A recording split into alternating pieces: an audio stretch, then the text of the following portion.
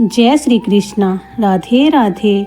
जय जगन्नाथ। नीलकंठ पर्वत की तलहटी में घने शाल सागौन के जंगलों के बीच बसी एक बस्ती पुरुषोत्तम नगरी। यह वही स्थान था जहां भविष्य में जगन्नाथ जी का वैभव स्थापित होने वाला था। पर उस समय यह गांव साधारण सा था। मिट्टी के घर, कमल से भरा एक घड़ा, सरोवर और सरोवर के किनारे एक शांत सरल स्त्री माता सबरी की गोद में अभी भी वह स्पर्श बसा था जिसने वर्षों पहले उनके जीवन को बदल दिया था। नन्हा नीलमणि, वही नीलमणि जिसे पूरी दुनिया बाद में जगन्नाथ विशंभर दीन बंधु के नाम से जानने वाली थी। पर उस समय वह बस उनका बेटा था, उनका नीला। सबरी माता दिन भर गांव के बच्चों को खिलाती, उन्हें कहानियां सुनाती, पर जब शाम ढलती, हवा में धूप की सुगंध घुलती, तब उनकी नजरें दरवाजे पर टिक जाती। माँ, नीले कृष्ण जैसे रंग वाला वह बालक दौड़ता हुआ आता, मानो पूरे जंगल को अपनों पैरों से बांध लाया हो। वह उनकी गोद में चढ़ जाता और कहता, माँ आज फिर मोर मेरे साथ नाचे, तुम देखती तो बहुत हंसती। माता सबरी उसका माथा चूमती, तू जहाँ नाचेगा वहाँ प्रकृति स्वयं नाचेगी बेटा। उन्हें पता नहीं था उनका यह नीला बालक कोई साधारण बच्चा नहीं बल्कि स्वयं विश्व के पालनहार थे। एक दिन गांव में एक बड़ा उत्सव था, सालाना रथ उत्सव। हाँ, भविष्य में जगन्नाथपुरी का प्रसिद्ध रथ यात्रा इसी परंपरा से जन्म लेगी, परंतु उस समय यह एक छोटा सा उत्सव था। इस बार गांव ने निर्णय लिया कि रथ खींचने की शुरुआत गांव के सबसे प्यारे बालक से कराई जाएगी और सबकी नजरें बस एक ही नाम पर ठहर गई, नीला। जब वह रस्सी पकड़कर खींचने लगा तो रथ अपने आप आगे बढ़ने लगा। गांव वाले अचंभित थे। 5-7 लोग मिलकर भी जिस रथ को नहीं हिला पा रहे थे वह छोटे से बच्चे ने खींच दिया। पर सबरी माता को आश्चर्य नहीं हुआ। उन्होंने बस धीरे से कहा, मेरे बेटे में ईश्वर बसते हैं। उन्हें क्या पता था कि ईश्वर वास्तव में उनके बेटे में नहीं, उसी रूप में उनके सामने खड़ा है। धीरे धीरे नीला बड़ा होने लगा, पर उसके साथ कुछ अजीब घटनाएं घटने लगी। कभी वह अदृश्य होकर सरोवर के उस पार मिल जाता, कभी हवा में उड़ जाता, कभी जानवर उसके पास ऐसे खड़े रहते जैसे वह उनका राजा हो। गांव वाले कहते, सबरी तेरा बेटा दिव्य है। सबरी माता मुस्कुराकर टाल देती। उनके लिए वह बस उनका बच्चा था जो रात को कभी डर कर उनसे लिपट जाता था।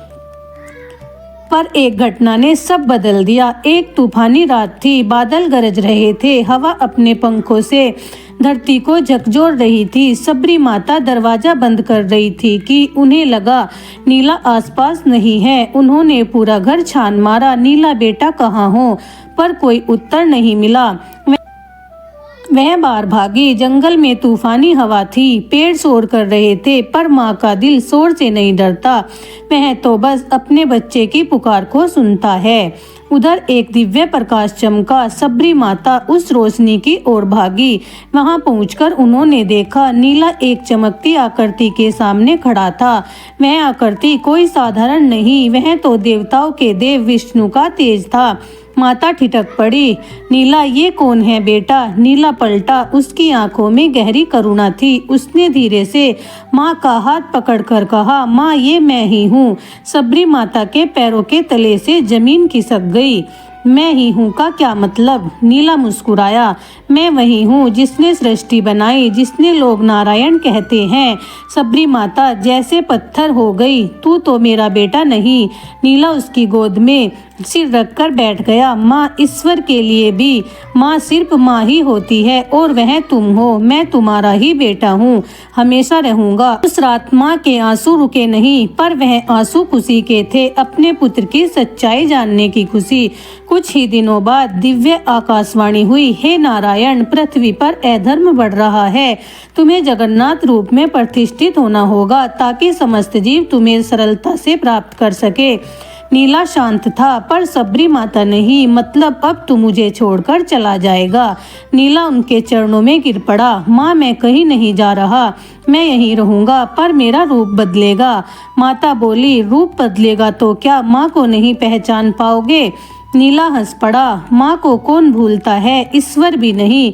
लेकिन सबरी माता के भीतर तूफान चल रहा था। कुछ ही समय में देवताओं ने दृश्य रचा।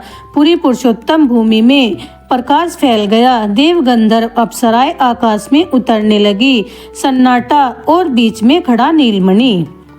धीरे धीरे उनकी देह का तेज बढ़ने लगा। वह बालक अब प्रकाश पुंज बन चुका था।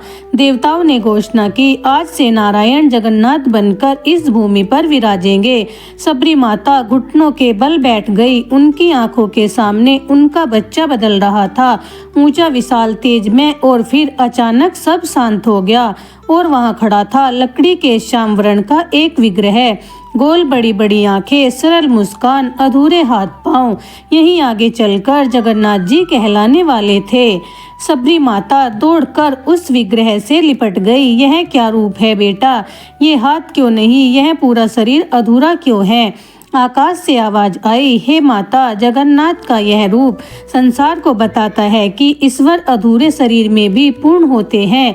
यह रूप प्रेम का प्रतीक है। दोषों से परे दुनिया को यह सब सीख देने के लिए उन्होंने यह स्वरूप धारण किया है। सबरी माता रो पड़ी, पर यह माँ का दिल नहीं समझता। मुझे तो अपने उसी नीले बालक की याद आती है जिसके छोटे छोटे हाथों ने मेरा आंचल पकड़ा था, जिसकी हंसी से मेरा घर भरा था। वह रोती रही और जगन्नाथ का वह स्थिर विग्रह जैसे अपनी माँ के आंसू सुन रहा था। गांव वाले विषमित थे। वे बोले, ईश्वर की मूर्ति कैसे रो सकती है? पर सबरी माता को आश्चर्य नहीं हुआ। उन्होंने धीरे से कहा, ईश्वर है, मेरा बेटा है, रोएगा भी और हंसेगा भी। उन्होंने आंसू पोंछने चाहे, पर लकड़ी की मूर्ति पर आंसू लगातार बह रहे थे। फिर अचानक एक क्षीण आवाज आई, माँ मत रो, मैं यही हूँ हमेशा। सबरी माता लकड़ी की मूर्ति को सीने से लगाकर रो पड़ी। बेटा, तेरी सबसे ज्यादा जरूरत अभी है। तू बोल तो सही, मेरी ओर देख तो सही। जगन्नाथ का विग्रह मौन था, पर आंखों से बहते आंसू सब कह रहे थे। अगले दिन से एक परंपरा प्रारंभ हुई। सबरी माता रोज जगन्नाथ जी को भोजन बनाकर खिलाती, पर एक दिन उन्होंने देखा कि भोग का एक हिस्सा कम है। वह चौंक गई। किसने खाया होगा? मैंने तो प्रसाद चढ़ाया ही नहीं था। रात को जब वह सो रही थी, तभी उन्होंने आंगन में एक आवाज सुनी। वह बाहर आई। वहाँ कोई नहीं था, पर वहाँ हवा में खीर की मीठी सुगंध बह रही थी। धीरे धीरे उन्होंने समझा, उनका बेटा अभी भी वहीं था, बस रूप बदल गया था। एक दिन देवताओं ने आदेश दिया, सबरी, अब तुम्हें अपने पुत्र को जगन्नाथ मंदिर में विराजमान करना होगा। अब समय आ चुका है। सबरी माता का दिल जैसे चिर गया। मतलब अब मेरा बेटा मुझसे दूर रहेगा? नहीं माता, आकाशवाणी हुई, वह सबका बेटा बनेगा, संसार का। सबरी ने सिर उठाया, पर क्या संसार उसे इतना ही प्यार देगा जितना मैंने दिया? उत्तर आया, तुम्हारा प्रेम ही तो होगा जो संसार उसे देगा। उनकी आंखें भर आई। अगले दिन गांव में पहली बार एक भव्य उत्सव होने वाला था। जगन्नाथ को रथ पर चढ़ाकर मंदिर स्थापित किया जाना था।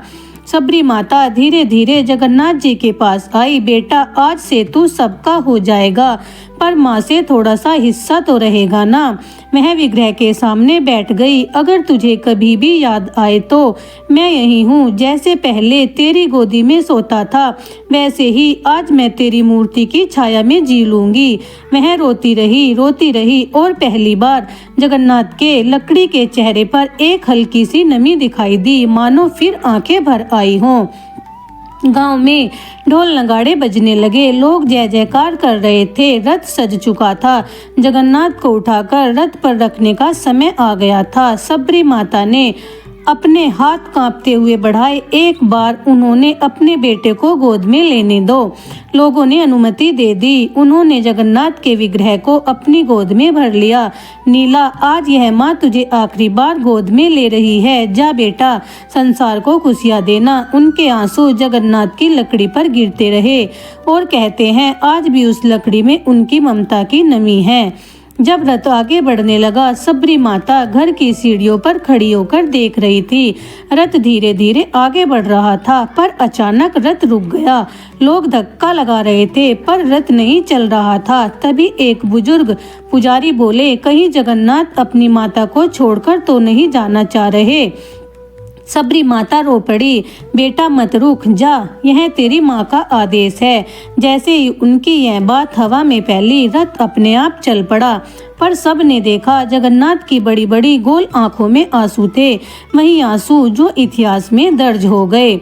जगन्नाथ मंदिर में स्थापित कर दिए गए, पर सबरी माता ने वहां जाकर दर्शन नहीं किया।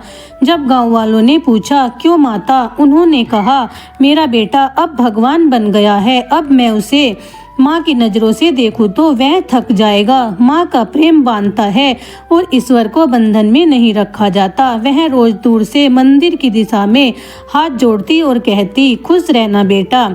कई वर्षों बाद एक रात सबरी माता की उम्र बहुत हो गई थी। उन्हें लगा शायद अब जाने का समय आ गया। वह आकाश की ओर देखकर बोली, नीला एक बार तो दिख जा। और अचानक कमरा प्रकाश से भर गया। दरवाजे से वही नीलमणि, वही छोटा सा बच्चा भागता हुआ आया। माँ! सबरी माता ने उसे गोद में भर लिया। बेटा, तू तो अब भगवान बन गया था।